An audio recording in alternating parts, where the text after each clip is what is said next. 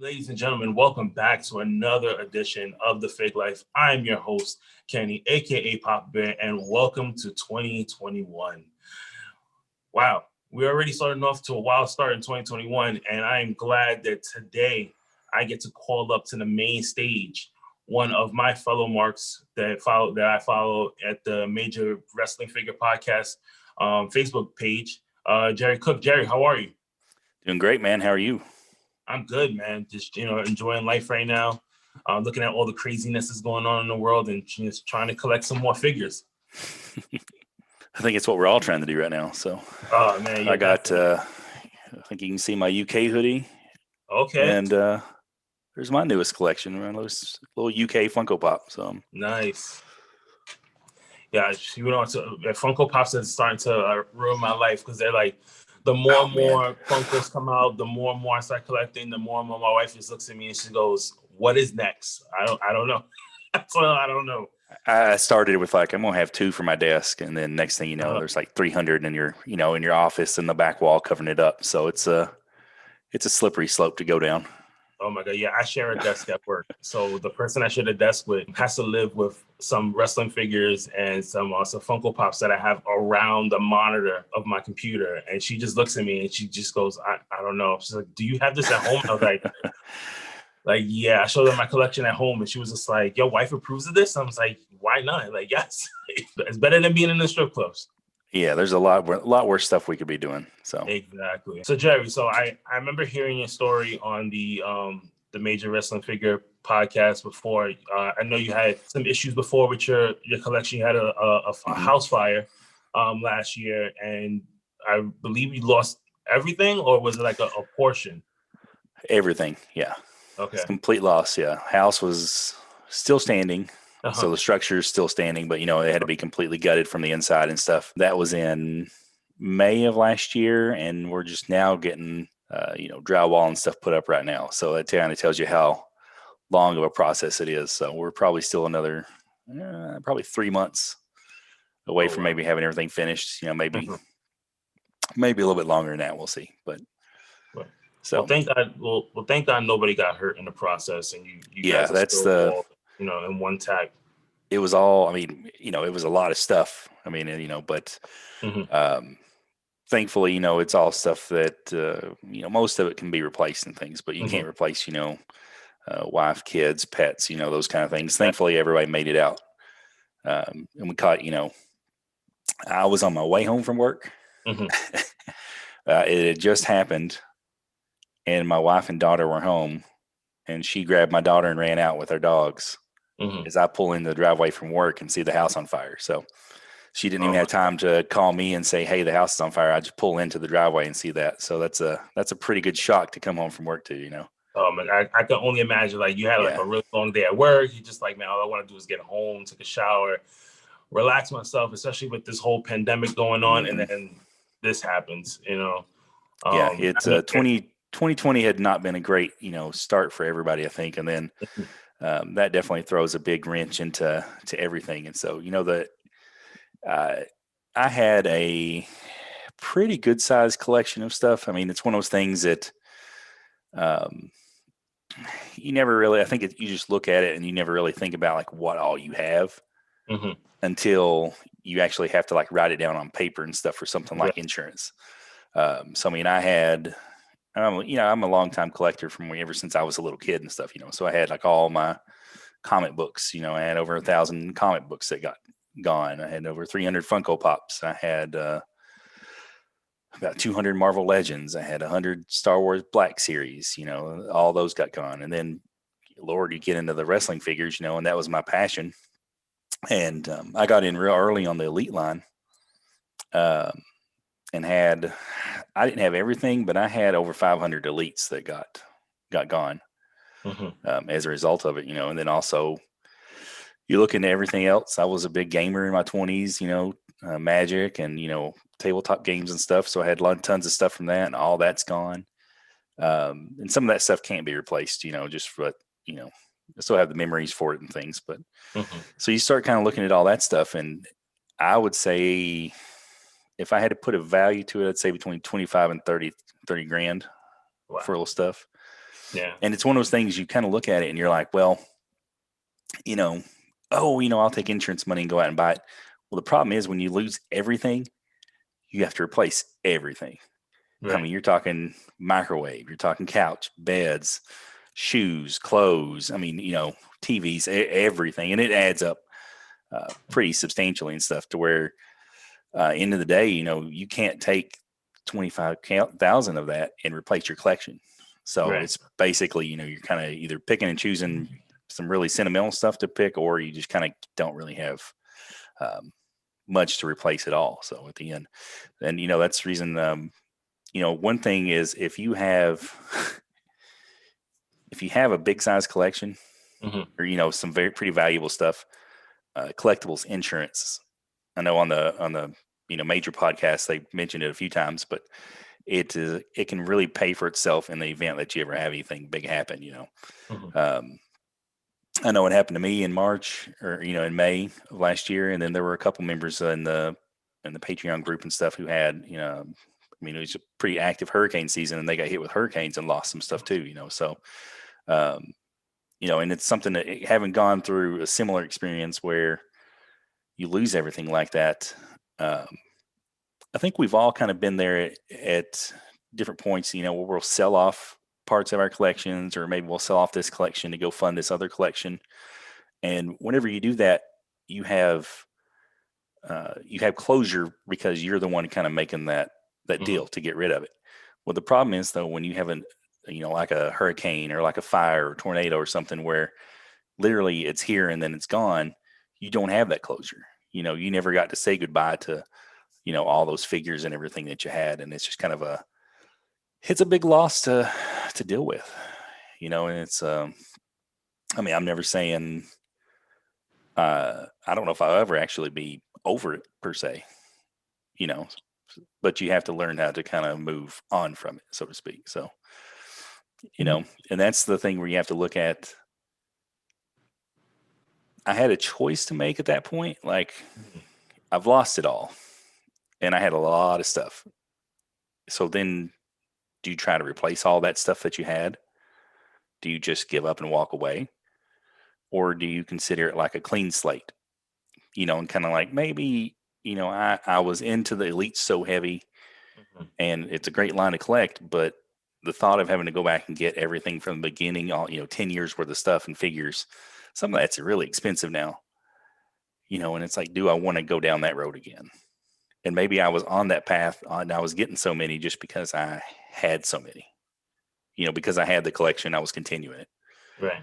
So that's the kind of, I had to take a long look, and I talked to a lot of different collectors about, what they collected and things, and really kind of just focus point on just a few things rather than having like a ton of stuff, so it's really, the collection really, really downsized a lot, but it's more focused, it's Right. more, it means more now because every piece in it now has a special meaning. Whereas before I just had tons of stuff. Right. So basically, you're just rebuilding now more for like. Mhm. So I like once you start rebuilding all this stuff, are you feeling like you're getting more of a closure when it comes to like say like your older stuff, or does it just bring back like older memories? Uh, some stuff you kind of have to go back and things like, I'll send you some pictures to input and things. I had Mhm. one of my favorite memories from growing up was we got into wrestling about 93, 94. So it was at the end of the Hasbro era. And at that time, we couldn't find them in stores anywhere. Mhm. So we had probably about 10 Hasbros and Galoobs that we would play with, just stuff you'd found at flea markets and yard sales. Um, but then I remember it was 96, and I'd taken the closest Toys R Us to us was about an hour away. And one random Saturday, my dad woke up and was going to have something done to the car over there next to that Toys R Us. And so we went, and he wanted to go to Best Buy, which is right next to that Toys R Us. And I was like, Dad, can we go to Toys R Us? And he took me in there, and we walked in, and this was before the internet, so you didn't know what was coming out. And just randomly, they had on one peg, they had that Jakks Series 1 Bone Cruncher Undertaker. And so, I mean, I was obsessed with wrestling and couldn't find any toys for it or anything to play with. And then randomly, there's my favorite character in this brand new toy line.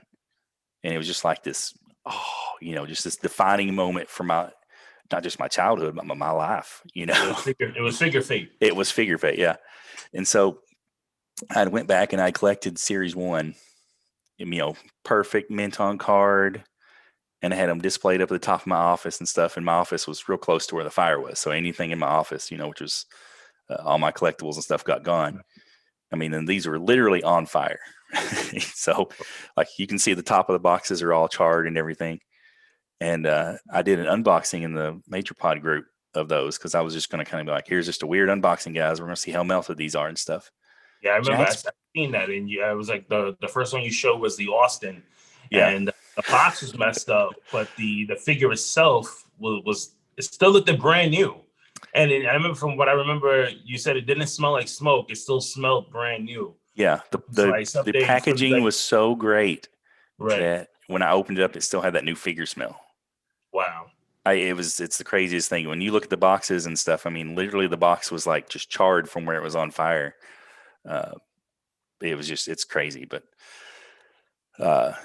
so, stuff like that you want, because it has that special meaning and stuff to it. It's not that one that I had. I don't think I have my childhood one anymore. I think it's long gone.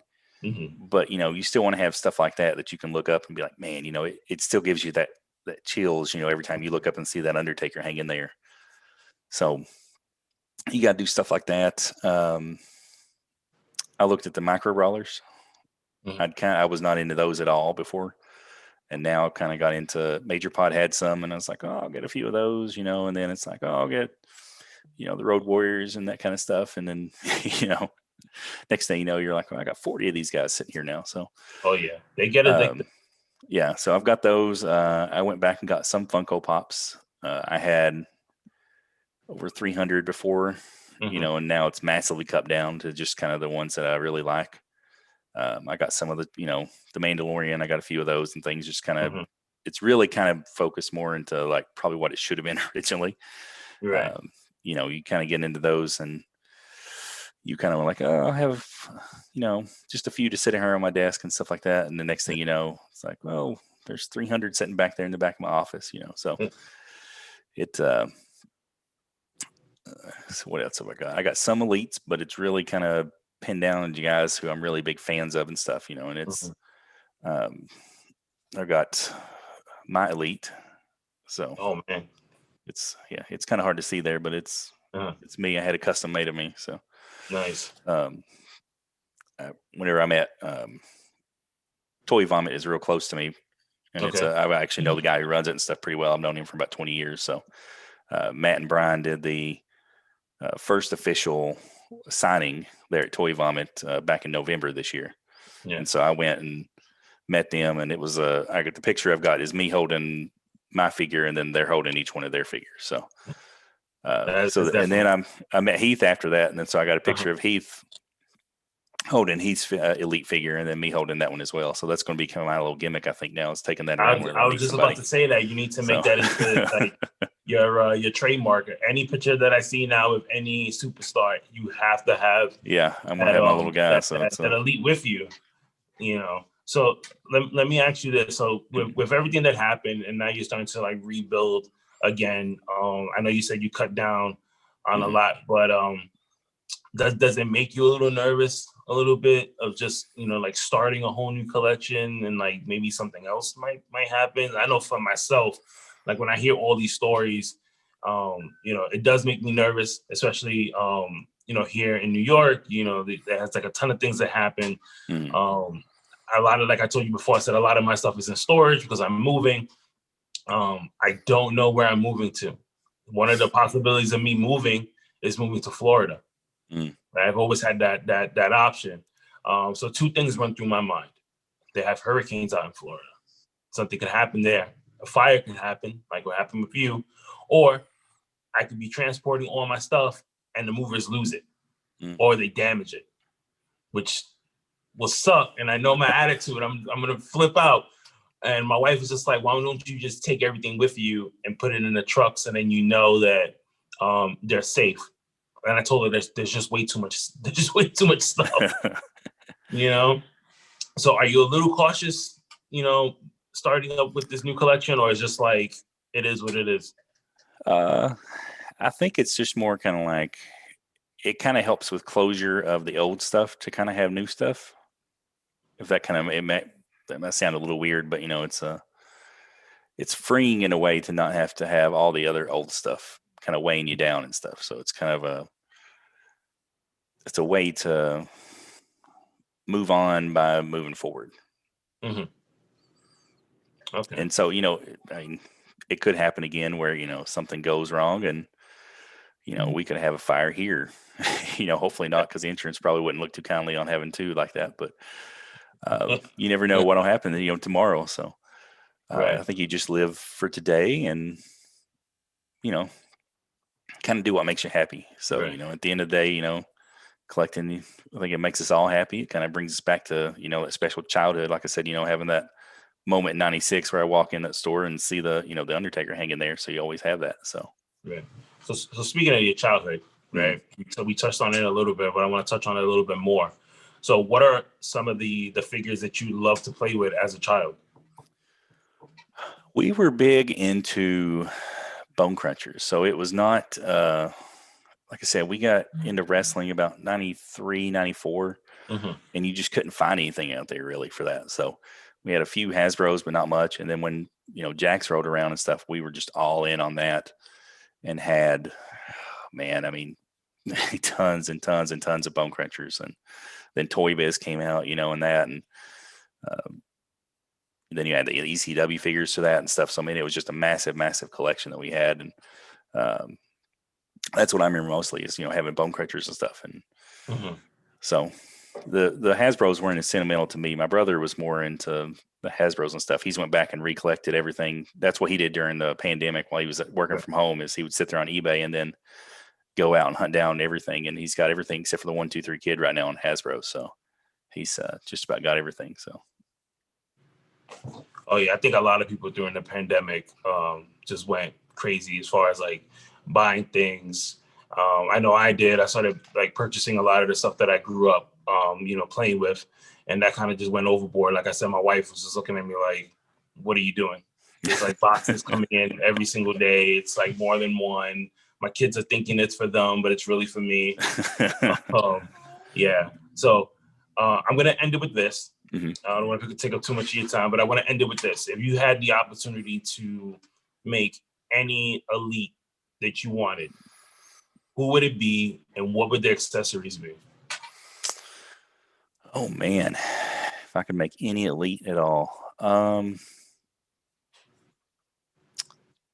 it would probably be Jeff Jarrett. Okay. And I'm talking like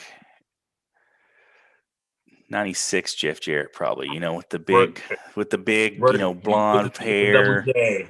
Yeah, and he's got to come with the hat and the glasses and a guitar.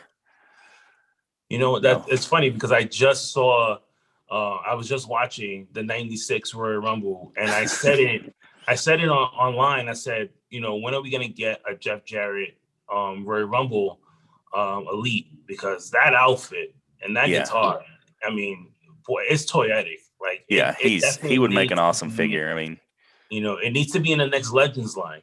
Instead of having like, I mean, I know a lot of people are Warrior fans. I am too, but do we need another Warrior? Do we need another Macho? We need another Jeff Jarrett. Like, we need some Jeff Jarretts. We need that one. We need the short hair, slap nuts one. Definitely. So there's multiple Jeff Jarretts that we need, but that's where I would start, just because I think that if you put you give him those hands, right there where he can do the strut, and stuff like that, he just would look so toyetic sitting on a shelf with those glasses and things on him. So yes, definitely. That's one that ever since he was inducted to the Hall of Fame, I'm like, come on, just give it. It's like just give it to us, Mattel. Let's do it.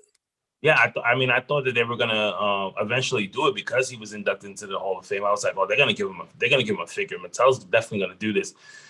Yeah, and we haven't seen anything, but it's 2021. We never know, man. We've seen so much stuff going on right now. Hopefully, the figure gods would bless us, or we have to just keep harassing Bill, Stephen Robert, yeah, somebody.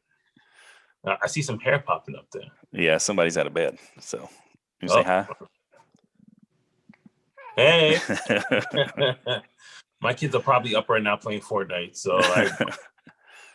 But thank you so much. So if anybody wants to reach out to you, where like plug in your socials and let everybody know where they can find you. Twitter is the only thing I'm really on, so it's at Okay. Jerry Damage at Twitter, or Jerry Cook on the Major Pod Facebook group if you want to reach out to me there. So, all right, Jerry. Thank you so much. Thank you. Have a good night. Okay.